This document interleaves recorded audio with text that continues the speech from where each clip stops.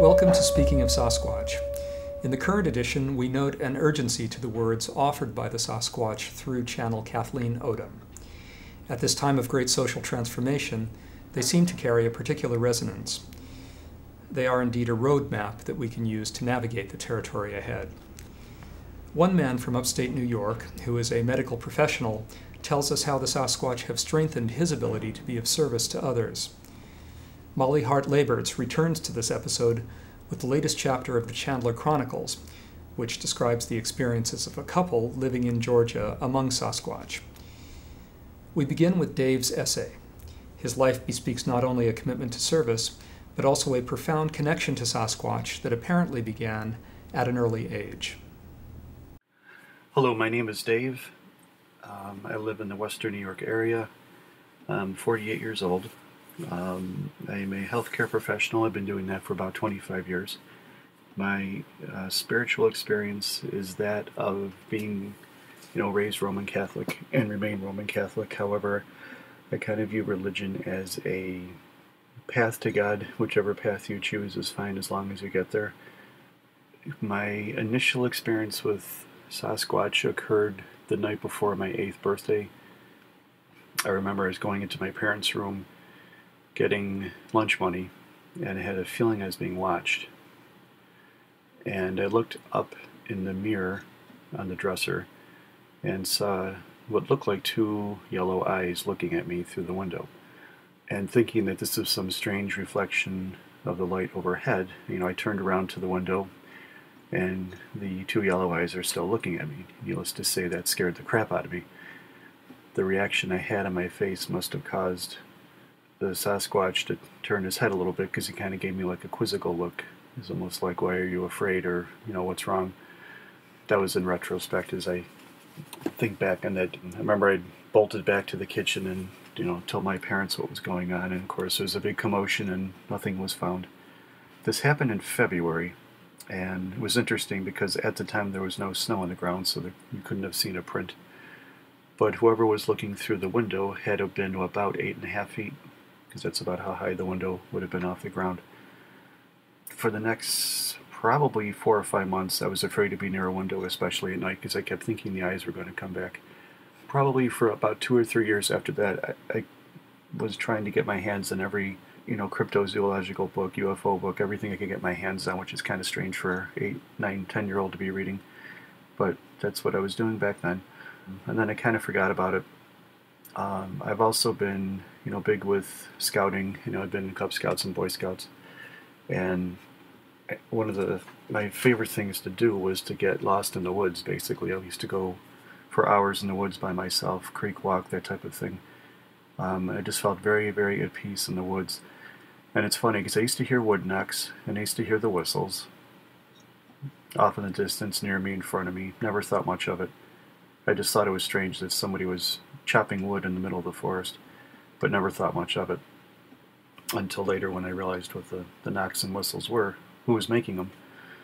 I hadn't thought much of Sasquatch for many years. There was some camping I had done out west where I had one experience where at the KOA campsite in Missoula, Montana, I remember, there was a man about 2 or 3 tent sites down from us who was roaring drunk, I'm guessing on whiskey, had a very strong Irish brogue and just was talking to no one, but just kind of had the campfire going, and he was driving me nuts because at this point I think we had put like 6,000 miles in the car driving. It was a long trip, and it was the day before we were coming back to the Western New York area, and I remember thinking I got to get a good night's sleep. And this guy's rattling and rattling, and I just let him go for a while. And then I woke up a few hours later, and he was still rattling, or so I thought. And so I opened my tent fly to tell him to shut up because I wanted to sleep, and it was completely dark. But I did distinctly hear 2 voices in what most people typically know as the Sasquatch samurai chatter.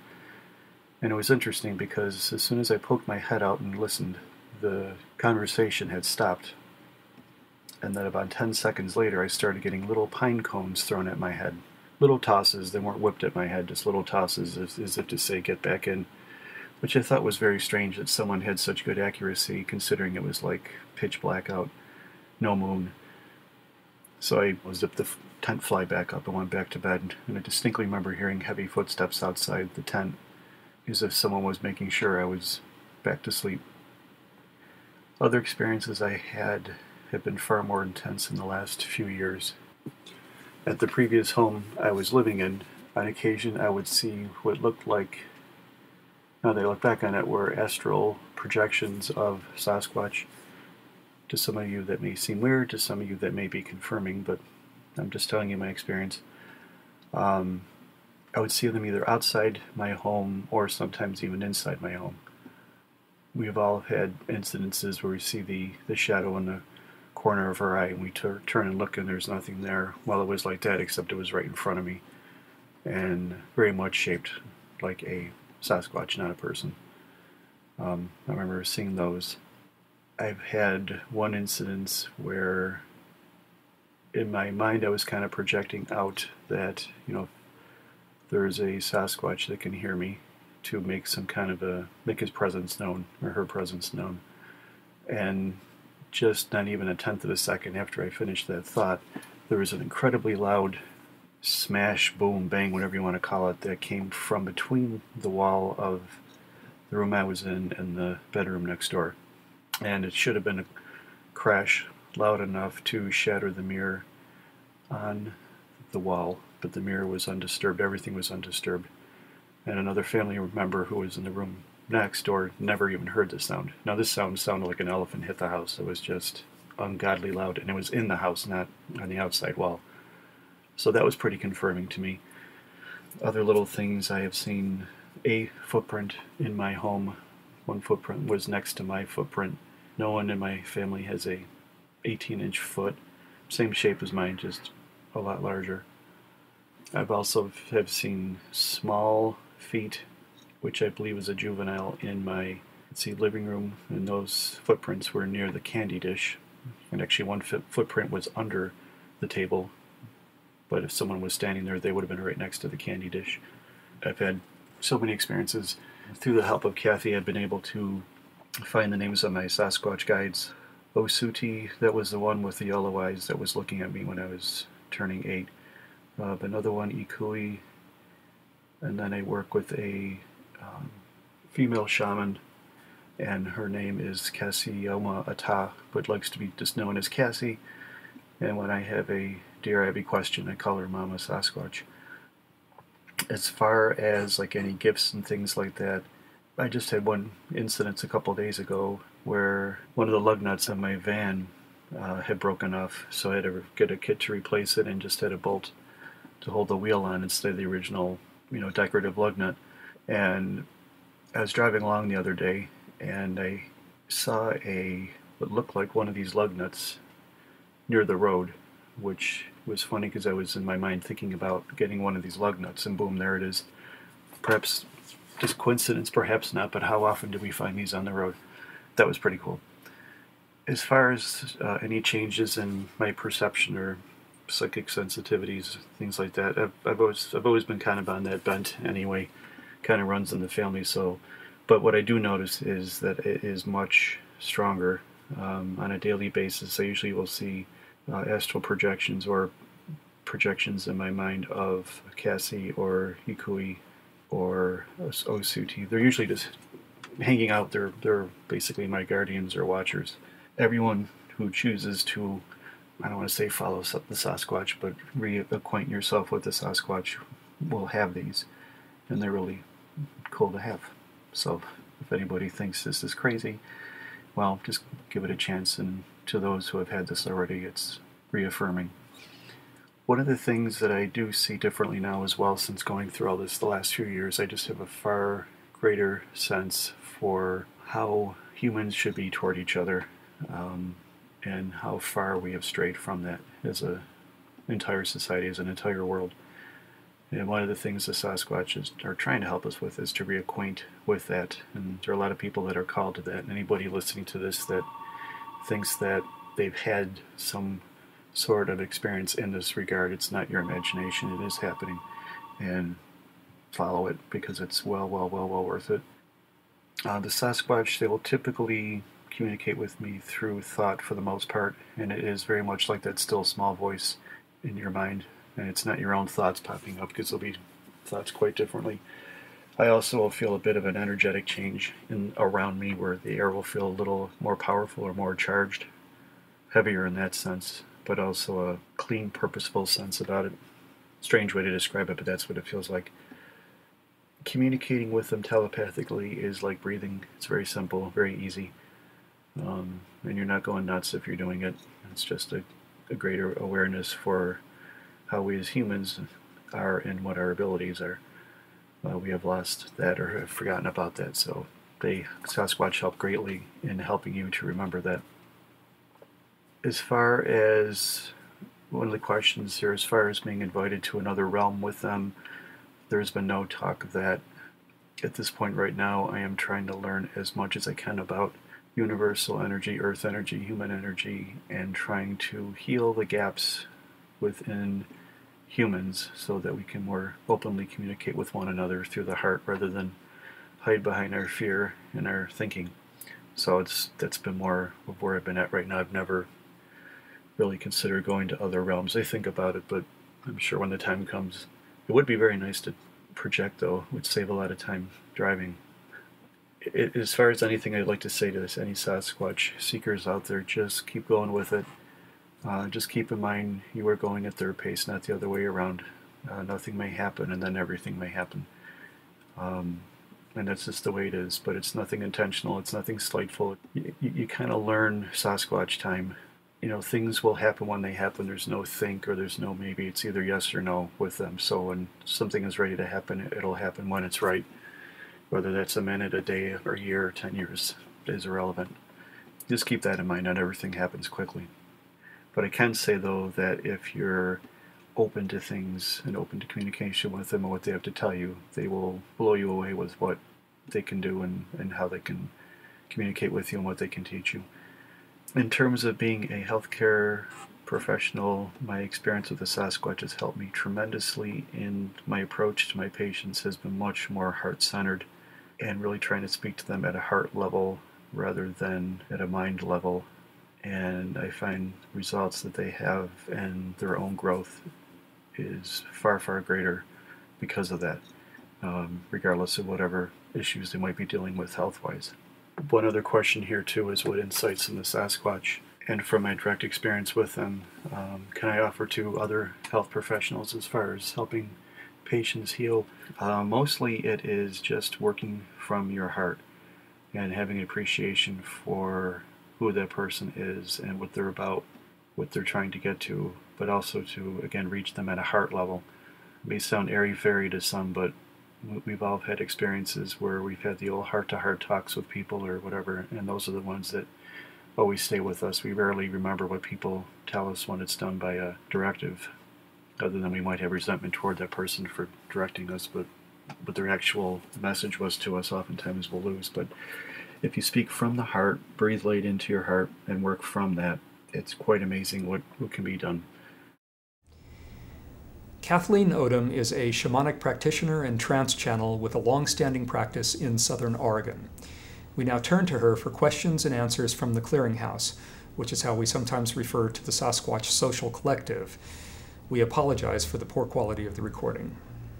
In a recently previous session, Sasquatch referred to an awakening which is occurring for our people, the hairless ones especially. I wanted to learn more about this awakening, and so I asked them for their deeper insight, and this was their response. For many, many moons, many ages, as you call it, your people, our younger brothers and sisters, have chosen to close their hearts. They have chosen to forget. Some do not know they are making these choices. They are following, and they are not listening to what they hear when they choose to open their hearts. Now your people are being crunched to awaken to the hearing and then the being of their hearts. It is an awakening to the light that has always been and is now very much increasing. Your people could ignore the light before, and now they cannot ignore. They are in the process of remembering the light, which they have for many ages forgotten. Your people could ignore the light. From the beginning, the light has always been there, and now the light is growing very quickly. Now it is not possible to ignore the light. Some try to deny it, some try to look the other way. The light is shining into their hearts. The light is calling to them. The call is getting louder and louder. This call can appear as what you call earth changes, or severe weather experience, or illness in the body, or loss felt in the heart, or many other experiences which you feel or hear as loud. The call can be very confusing and cause you to feel lost, because your people have for many ages chosen to ignore the call. But now they cannot ignore it. The call is speaking to your people to respond to these appearances from the place of light in their hearts. The awakening, as you call it, is the very quickly growing remembrance of being in the light. The awakening is the time of no denial. The light is now being shined on the shadow. The transmutation of the shadow by the light can be a very painful process for your people when they choose to deny the light, when they choose to keep their hearts closed to the shining light. Your people are being crunched to remember the light, to then choose to be the light. All of your people, like our people, were created with the light inside of themselves. Many of your people have chosen to snuff the light in their hearts with the ego and fear of their minds. They are now remembering, and the light is growing brighter and brighter. Our people want to help your people to remember the being in the light.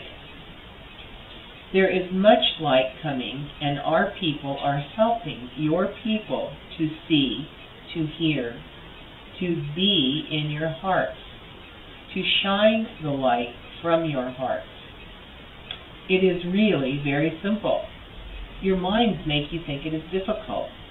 Your people must awaken to the separation they have chosen to make between themselves and the All-One. When they choose to open their hearts to the new arriving light, remember the light that is already in their hearts, they will then see and be the All-One. They will then be glowing on the beam of light which connects each of the All-One. It is very simple, and our people want to help your people to remember to be the light." Unquote. I am frequently asked about the Sasquatch ability to shimmer, and also about what they themselves have referred to as shining. And so I asked them about shimmering and shining, and how our people can incorporate these into our own lives. And the Sasquatch responded, quote, "Shimmering, as you call it, is how our people use the light energy to make changes and how your people see us. There are degrees, as you call it, of shimmering. It is all about energy. Sometimes we shimmer and focus the energy into full physical presence. Sometimes we decrease, diffuse, as you call it, the light energy so that you cannot see us with your eyes, or you can only see our shimmer light energy and not our physical presence. Our shimmered into full physical presence is much denser than the diffused shimmering light energy. When we go to the many places, as you call it, which your people have not remembered to see, to be, we shimmer between those places. It happens more quickly than you know, where there is no time, as you call it. Your people are only now remembering about the shimmering, using the light energy. They have forgotten for many ages. Our people are helping your people now to remember the shimmering. Let us say for now that your people cannot shimmer, as our people do, until they have remembered to be in the light in their hearts. The shimmering control, as you call it, only comes from the heart. Shining, as you call it, happens when our people send the beam of light from our hearts out to the All-One, including your people. Some of your people have remembered to shine. Our people can see their shining. It is much more difficult for your people at this time to see the shining. They can feel it, but they do not know what it is they are feeling. Most then try to understand with their minds. It is not about minds. It is about heart. No heart, no shine. The shining comes from the heart filled with light. Then the shining can beam to the place of shadow and transmute it into the light. Our people are now helping many more of your people to see the shine, then be the shine in their hearts. The beam of shining light, whether it comes from the hearts of our people or from the hearts of the few of your people who have remembered, is very bright and very strong. It can be used to heal, to transform, to transmute. There are more words on this, but all for now." Unquote. In recent times, I have heard many of our people speaking concern and having questions about significant energy shifts being felt, both inside of themselves and in the world around them. And so I asked the Sasquatch to please provide us with their insights on these changes, and they responded, quote, "What you speak of here is your people now remembering. It is not new. Your people have forgotten about the light energy for many, many moons, for many ages, as you call it. They now feel the crunch as we spoke just now. They are now having to take responsibility for their choices. Because of the power of the light energy to instantly transmute, it is not too late, though some of your people want to make the fear for all the ones of your people. The fear is only real when your people choose it. They can choose the light. Our people help them to choose the light. We want your people to know that it is very simple to choose the light. It can only be done from the heart. Your heads are getting in the way and making this energy shift, as you call it, more difficult. There is much light coming to the All-One here, and it can be too bright for those choosing fear. The remembrance is very bright and very simple. All for now." Unquote. At this time, I asked the Sasquatch for an updated message for our people for this present time, and this was their response. "Our message does not change. Your people are remembering the light. Many are returning to being in the light in their hearts. Because of the fear, it can be a painful process for many of your people. Our people are meeting your people to show the light, to shine the light for your people. It is happening quickly. Feel your heart. Be your heart. Shine your heart. That is all there is." During our previous episode 5, we asked the audience to submit questions, which I would then directly submit in sacred space to the Sasquatch for their response. Eileen, a member of the audience, has asked that we pose a question to the Sasquatch regarding breathwork and its use in our people's connection with the Sasquatch people, and so I said to them, We would like to know specifically how using our breath can facilitate our deeper connection with your people. Please tell us about breath. And the Sasquatch responded, quote, as we have said many times, the light can only come into the hearts of your people on the breath of your people. The breath of light is what connects all in the All-One. The body is dead without the breath. The breath without light does not shine. As you breathe deeply into your whole physical body, you are bringing light into every cell of your body. And that life, the light, is then connecting you to each of the All-One. You cannot connect without the breath. You are separate without the breath, an outsider, as you call it. Without the conscious and intentional breath of light, your people cannot feel, cannot be the All-One. Many of your people do not understand that breath of life is what keeps them, their hearts, in their bodies. In other words, they have forgotten the light. When they choose to awaken to remember the light in their hearts, the breath of light from the All-One wanting to come into the heart, it is then that they will know, will feel the connection with our people and the All-One.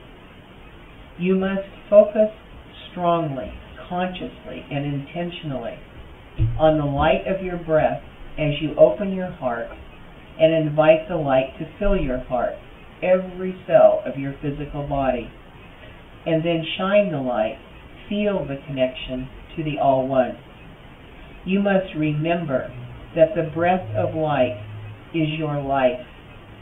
Life is much more than each hairless human heart beating to keep your physical body alive.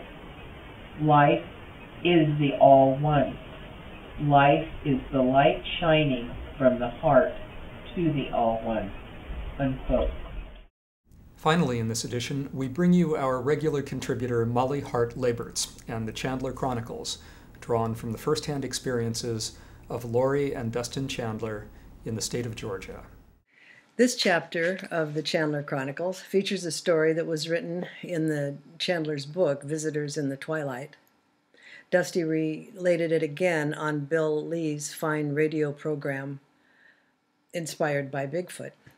This sighting of an individual the Chandlers referred to as Junior really impacted Dusty, as you can hear in his voice when he recounts it on Bill's radio program. The following event occurred in February of 2011. Lori and Dusty needed some repair work done on their home, and Lori was at work when she received a call from an excited, out-of-breath Dusty, who was at their home overseeing the work that was being done.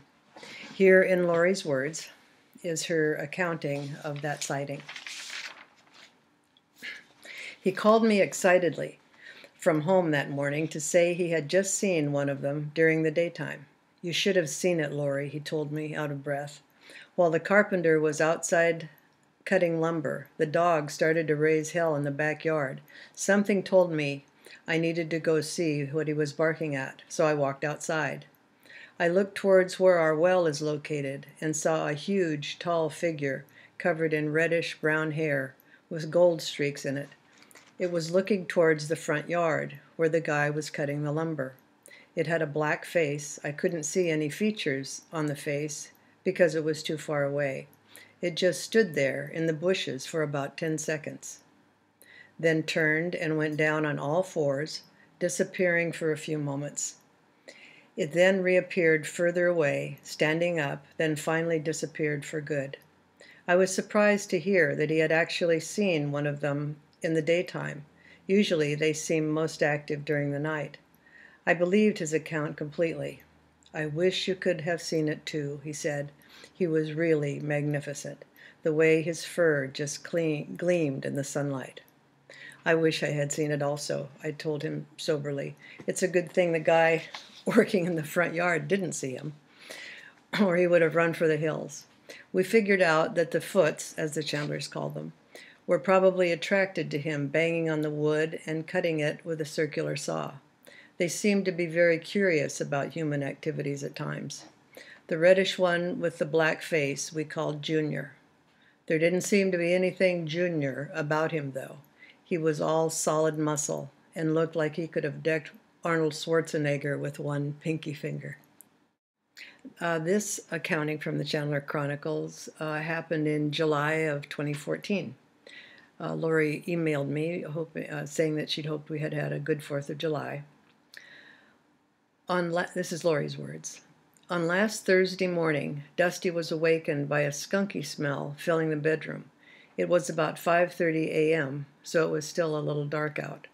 He snuck over to the window where our window AC unit sits and peeked out through a little crack in the curtain. What he saw was amazing. He saw the silhouettes of 3 tall and lanky, stooped-over figures pass by the window. We have an outside light that points towards that corner of the house, so all he could make out were 3 silhouettes of stooped-over figures. By the time he had first looked out the window, one had already passed by, and he could see the backside of it going down the trail. Then another one followed the first, and it just trooped right by, not looking at the window. Then there was the last of the 3 figures, and this one held up its left arm as if to shield its eyes from the light source, and then it pulled some vines down over the light. Then they vanished into the forest. I was asleep at the time, so I missed out on this spectacle. Dusty said that the tops of their heads came up to the level of the AC unit, which is about 6 feet off the ground. However, he mentioned that the figures were walking stooped over, and if they had straightened up, they easily could have been 6.5 feet tall. They seemed to be walking slowly, like they were tired also. Wow, I wish I could have seen them. Dusty said that it made his heart race.